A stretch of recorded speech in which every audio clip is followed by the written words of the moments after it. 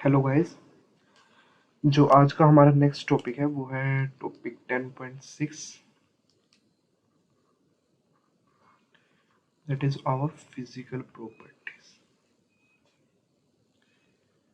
ठीक है, physical properties of alkyl halides,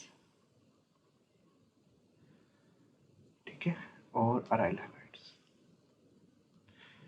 physical property के बाद हम करेंगे इसका टॉपिक 10.7 जो कि है आपका केमिकल प्रॉपर्टीज। अल्काइल हैलाइड्स कहते हैं जनरली आर कलरलेस होते हैं व्हेन प्योर। ठीक है, जनरली कैसे होते हैं वो कलरलेस।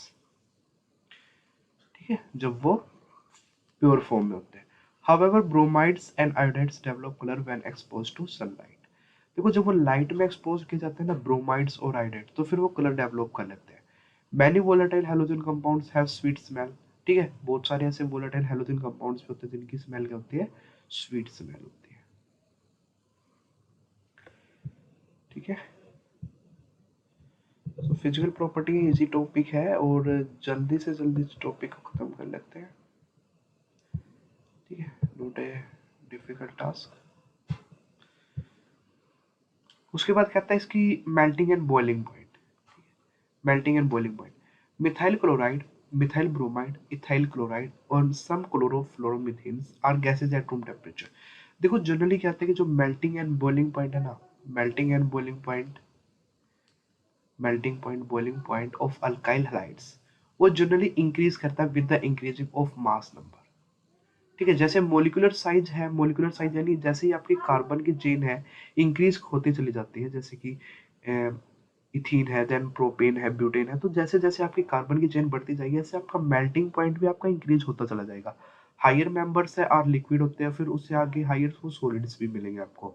ठीक है, स्टार्टिंग है, ठीक है, तो इसलिए कार्बन की अमाउंट कम है तो इसलिए वो गैसेस की फॉर्म में भी मिलेंगे। As we have already learned, molecules of the organic halogen compounds are generally polar.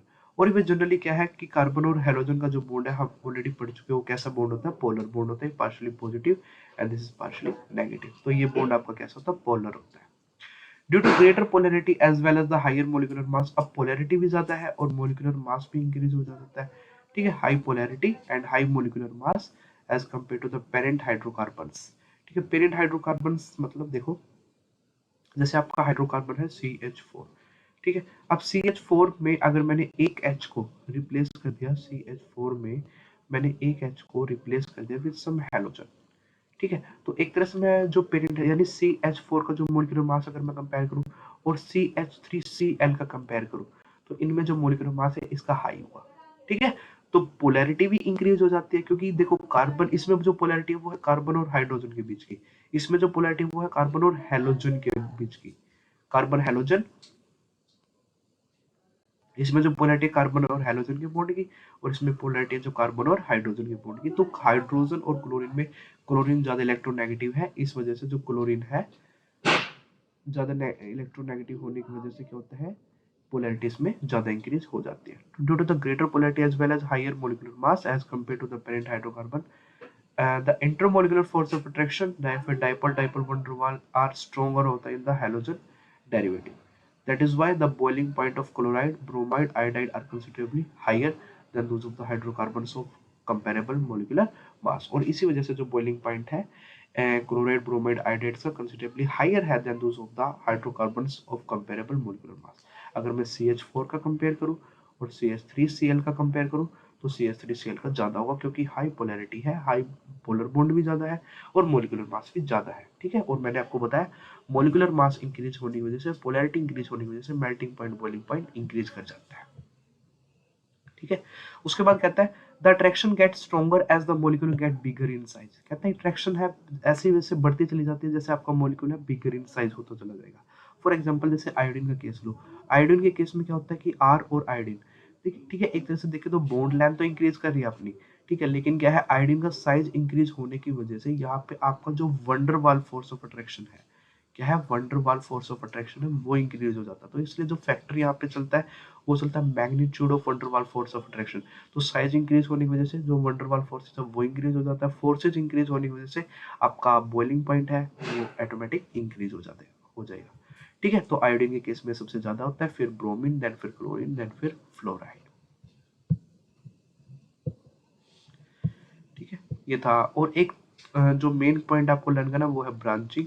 जैसे जैसे आप ब्रांचिंग करोगे, जैसे ये स्ट्रक्चर है, अगर आप लीनियर स्ट्रक्चर लेके चलो, this is the structure of linear, ठीक है, एक लीनियर स्ट्रक्चर है, लीनियर कार्बन है, उसके बाद आपका एक Cl अटैच कर दिया गया डायरेक्ट, ठीक है। लेकिन अगर आप, और यहाँ पे बाकी सारे क्या है, हाइड्रोजन, ठीक है। लेकिन अगर आप ये हाइड्रोजन, इस हाइड्रोजन के प्लेस पे क्या है, कुछ एक क्या है, ब्रांचिंग करते चलो, ठीक है। जैसे यहाँ पे आपने ब्रोमीन लगाया है, या फिर आपने यहाँ पे देखो ब्रांचिंग किया, दिस इज द ब्रांचिंग, ये CH3, ये आपने यहाँ पे क्या है, कोई CH3 आगे अल्काइल ग्रुप फर्दर कनेक्ट करते हैं। तो जितनी आप ब्रांचिंग इंक्रीज करते चले जाओगे, आप ब्रांचिंग जितनी ज्यादा करोगे, उससे आपका जो बॉइलिंग पॉइंट है वो उतना ही कम होता चला जाएगा, ठीक है। मोर ब्रांचिंग, ब्रांचिंग अगर स्ट्रक्चर में ज्यादा होगी, ठीक है, मोर ब्रांचिंग, तो बॉइलिंग पॉइंट आपका लेस, बॉइलिंग पॉइंट आपका लेस। और स्ट्रक्चर जितना ज्यादा लीनियर होगा, स्ट्रक्चर जितना ज्यादा लीनियर, यानी एक थ्रेड अगर जितना ज्यादा लीनियर होगा वो उतना ही ज्यादा स्ट्रॉन्ग होगा। तो स्ट्रक्चर लीनियर, तो आपका बॉइलिंग पॉइंट भी हाई होगा, ठीक है। और आइसोमर्स की अगर मैं बात करूँ, जैसे डाई हेलोजेंस की बात करूँ, डाई हेलो में, तो मैंने आपको बताया था, जैसे आपका ये है एक ऑर्थो बन सकता है यहाँ अगर इस पोजीशन के पे है, जैसे कोई मैं इस पोजीशन पे है, कोई क्लोरीन है, और इस पोजीशन फिर दोबारा से फिर कोई क्लोरीन है, ब्रोमीन है, ठीक है। डाई हेलोजन की बात कर रहा हूँ मैं, डाई हेलो में, तो ये अभी ऑर्थो पोजीशन, ये मेटा पोजीशन, और ये पैरा पोजीशन, ठीक है। तो ortho Meta para, ortho Meta para में से मैंने आपको बताया था, जो बॉइलिंग पॉइंट होता है जनरली पैरा आइसोमर्स का ज्यादा होता है एज कम्पेयर टू ऑर्थो और पैरा, क्योंकि ये एक अच्छी सिमेट्री में होते हैं, एक ट्रांस सिमेट्री में, एक दूसरे से बिल्कुल 180 डिग्री के एंगल पे होते हैं। तो इनका जो अरेंजमेंट का ऑर्डर है वो एक परफेक्ट ऑर्डर होता है, ठीक है। तो boiling point of isomeric dihalogen बात करूँ, डाई हेलो बेंजीन की बात करूँ, are very nearly the same generally, लेकिन हाउएवर जो पैरा आइसोमर्स होते हैं वो high melting point as compared to their ortho and meta isomers. It is due to the symmetry of the para isomers that fits in the crystal lattice better as compared to ortho and meta isomers. ठीक है, तो para isomers है उसकी जो symmetry है वो better होती है as compare to ortho and meta, ठीक है। ये एग्जांपल कुछ इन्होंने शो कर रखा है, ठीक है। ये आपका ऑर्थो पोजीशन में दिखा रखा है, ये आपका मेटा पे, और ये आपका पैरा पे दिखा रखा है ना। देखो मेल्टिंग पॉइंट देखो, 323 पैरा के केस में ज्यादा है, उसके बाद फिर 249 है, इसमें 256 है। तो पैरा के केस में जनरली क्या रहेगा, हाई रहेगा, ठीक है। उसके बाद अगर डेंसिटी की बात करूं, डेंसिटी आपने याद रखना है, जैसे जैसे हेलोजन्स का अमाउंट बढ़ता चला जाएगा, हेलोजन्स का अमाउंट जैसे ही इंक्रीज करेगा, हेलोजन का अमाउंट अगर इंक्रीज करेगा तो आपका डेंसिटी क्या करेगा, इंक्रीज करेगा। अगर हाइड्रोजन, जो हाइड्रोजन है, अगर वो इंक्रीज कर रहा है, हाइड्रोजन क्या है, इंक्रीज कर रहा है, तो डेंसिटी क्या करेगा, डिक्रीज करेगा, डेंसिटी क्या करेगा, डिक्रीज करेगा। अगर कार्बन का अमाउंट इंक्रीज कर रहा है, कार्बन का अमाउंट अगर इंक्रीज कर रहा है, तो डेंसिटी भी क्या करेगा, इंक्रीज करेगा। कार्बन और हेलोजन के साथ इंक्रीज करेगा, और हाइड्रोजन के साथ डेंसिटी डिक्रीज करेगा।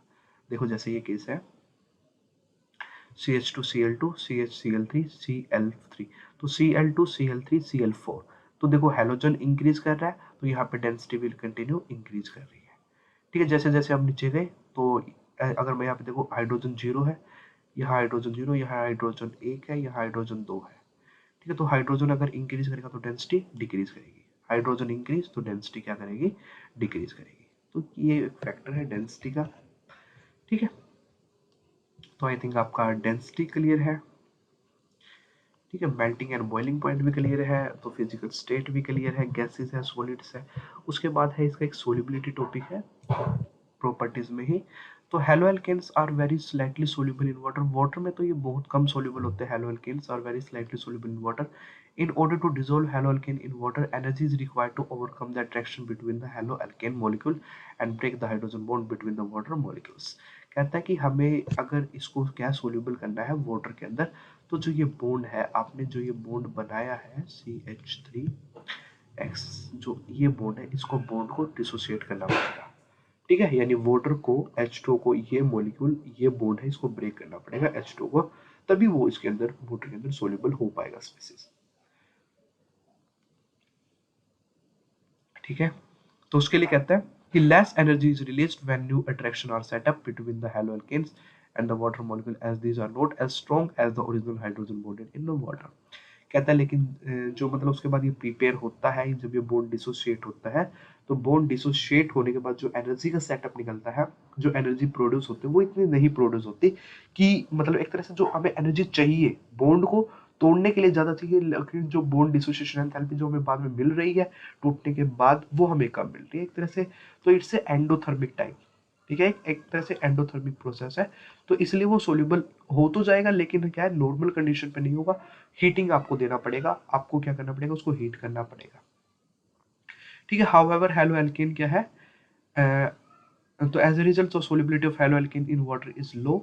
However haloalkane tends to dissolve in organic solvent, organic solvent में dissolve हो जाता है because the new molecular attraction between the haloalkane and the solvent molecule have much as the same strength as the one being broken in the separate haloalkane and the solvent molecule। कहता है कि अगर आपका solvent organic है तो उस case में क्या है, ये चीजें पॉसिबल हो जाती है कि मतलब जो सोल्यूबल हो जाते हैं, क्यों, क्योंकि जो सोलवेंट अब नया ऐड होगा एज कम्पेयर टू अगर वाटर के प्लेस पे कुछ और नया सोलवेंट मैंने ऐड किया है, हो सकता है कुछ वो नई इंटरेक्शन करे और जिसकी वजह से जो बॉन्ड है वो ब्रेक होना इजी हो सकता है, ठीक है। कुछ एक नई इंटरेक्शन करे जिसकी वजह से जो हैलोजन है वो इस सोलवेंट के साथ अटैचमेंट करे, जिसकी वजह से यहाँ पे बॉन्ड ब्रेक हो सकता है, ठीक है। तो जनरली आपको लर्न क्या करना है कि जो सोलिबिलिटी इसके अंदर वाटर के अंदर सोलिबिलिटी हेलो एल्केन्स की आपकी क्या होती है, लो, ऑर्गेनिक सोलवेंट में इसकी सोलिबिलिटी क्या होती है, हाई होती है,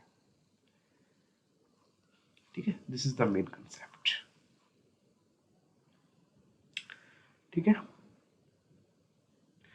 उसके बाद आपको ये क्वेश्चन प्रैक्टिस करना है 10.6, ठीक है, और दैट्स इट, ठीक है। In the next video we will study your next topic that is 10.7 chemical reaction, ठीक है। तो अभी आपका टॉपिक क्लियर है 10.6 तक, चैप्टर क्लियर है।